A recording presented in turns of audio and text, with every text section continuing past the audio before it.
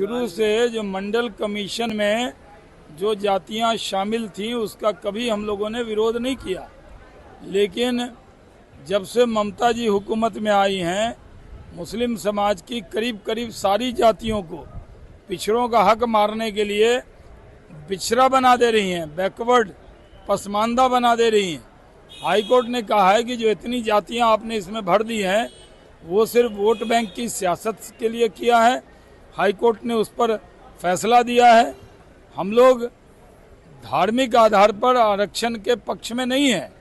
जातीय आधार पर जिन लोगों को मंडल कमीशन में रिजर्वेशन जिन मुस्लिम को भी मिला हुआ था उसका विरोध हमने कभी नहीं किया, लेकिन सारे को मंडल कमीशन के बाद बैकवर्ड लिस्ट में शामिल करके और जो बैकवर्ड समाज के लोग हैं उनका हक मारने का काम ममता जी कर रही थी, उसी को तो हाई कोर्ट ने खारिज किया है।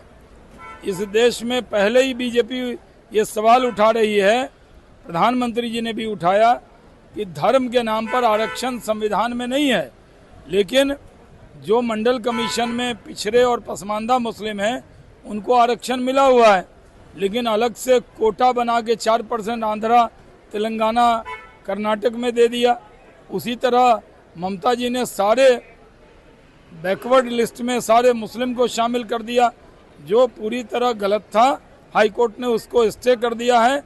हम भी चाहेंगे कि इस तरह जो पिछड़ी जाति के लोग हैं उनका हक मारने का काम कोई न करे। और ममता बनर्जी तो कह रही है कि चुनाव के टाइम पर ऐसा फैसला आना बीजेपी की एक चाल है जिसको हम लोग कबूल नहीं करेंगे। अब वो अदालत के फैसले पर भी सवाल उठाती।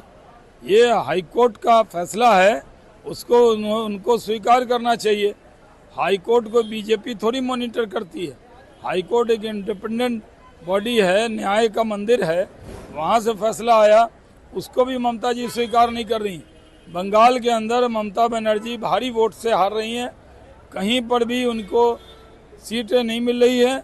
पिछले चुनाव में जो राजद का बिहार में हाल हुआ था, 0 पे आउट हो गया था, इस बार बंगाल में ममता बनर्जी 0 पे आउट हो जाएंगी।